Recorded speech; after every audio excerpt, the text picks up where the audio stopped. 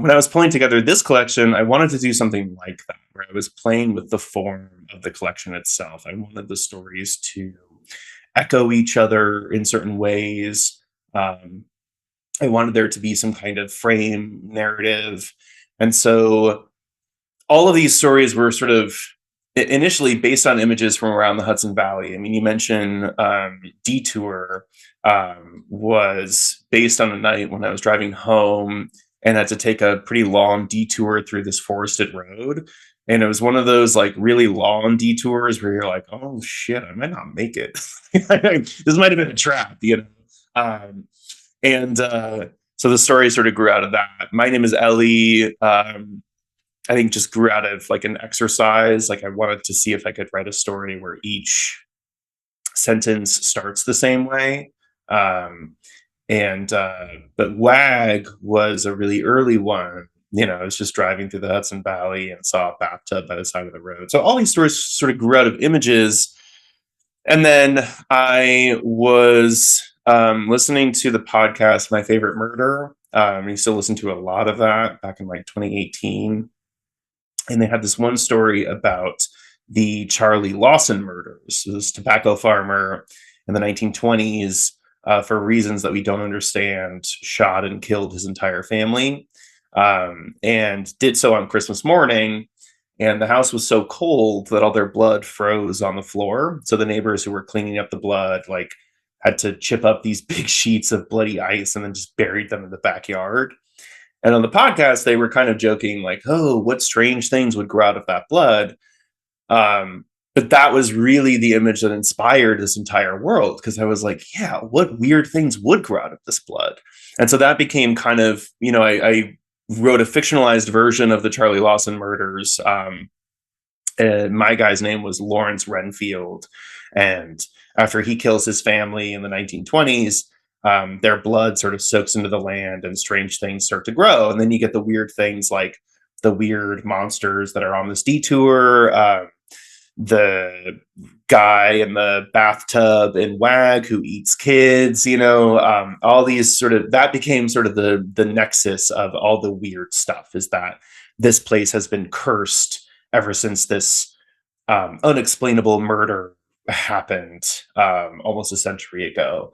And so then I was coming up with this through line where I was telling the story of those murders, but there wasn't really a character in it. So I was like, okay, well, what's the emotional stake here? And so then kind of came up with this character who was affected by the curse in her own way and was trying to figure out like how deep that went, like how much of my actions are from the curse or just like myself, you know? Um, and so that became the through line where she was sending emails sort of reviewing the history of the land and trying to figure out how her own family fit into it. So now the collection is you get an email from her, and then you get a short story, and you get another email, another story, and each one kind of builds the mythos from there. So yeah, that was sort of how it all came together. So this character, Rachel Durwood, she goes in this deep dive. She does like she goes to the libraries and looks at all the microfiche and, you know, all this stuff, and pulls together this box of photographs and old newspaper clippings and all this stuff, and is sort of sorting through it to tell the story of what exactly happened with these murders, and what happened afterwards. And so she really traces the lineage of like, there are no reports of weird things happening in the county before 1927. After 1927, when he kills his family, you can start to see things pop up, and you can start to sort of trace the spread of the stain across the county. If his farm is in the center of the county, over the course of a couple of years, how do weird things start happening like further and further out until it affects the entire county?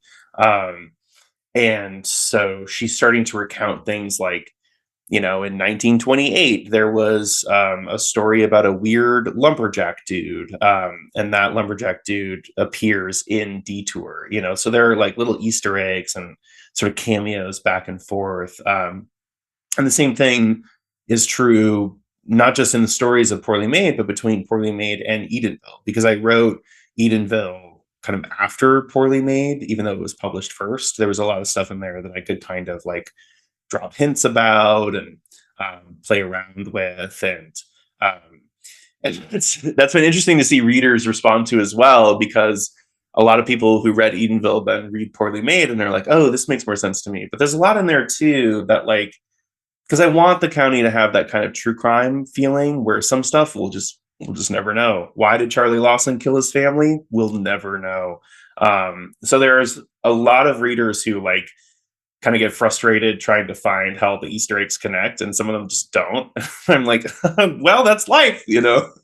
um, but so that's sort of what Rachel Durwood is doing, is trying to find these connections. And I think actually, now that I say this, it's interesting because she is having that same experience where certain pieces don't connect for her as she's trying to trace this history, and it's driving her even more nuts. And she's drinking over the course of this evening. All these emails are happening over the course of a single evening, so you're watching her kind of sink into it. She's losing her mind a little bit. She's getting drunker and drunker.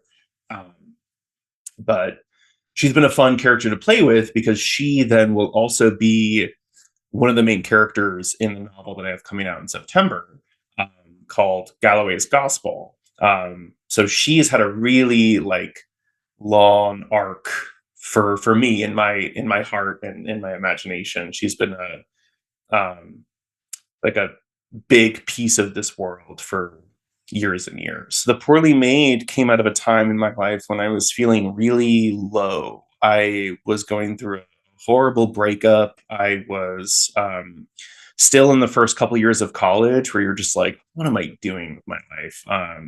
What do I do now? All the structure I've ever had has gone away. Now what? And so all these stories in The Poorly Made are about being lonely and feeling othered or outside of life in some way. And, how do you grapple with that? And then how do the monsters fit metaphorically into that? And so Rachel Durwood was a big part of that, where she was sitting alone on her bedroom floor at night, just like I was, and on her computer, just like I was, right? Um, but then in Galloway's Gospel in the novel, that was like 5 years later that I wrote that. So I was in a different place. Edenville was coming out. I was feeling more grounded. And so she responded in kind as a character. She became this kind of like badass superhero. She joins this sort of a Men in Black-esque organization that's protecting the county, and fighting monsters and whatnot. And so she, in Galloway's Gospel, is now trying to stop this cult that has taken over one of the small towns in Renfield County. And so it was just cool to see her kind of evolve that way. To see her go from this like, I don't know, I don't want to say like powerless, but like she certainly feels powerless in The Poorly Made. And um, she feels very strong in Galloway's Gospel. And so to see her have that arc was really interesting to sort of relate to like how I was feeling over those years. You know what I mean?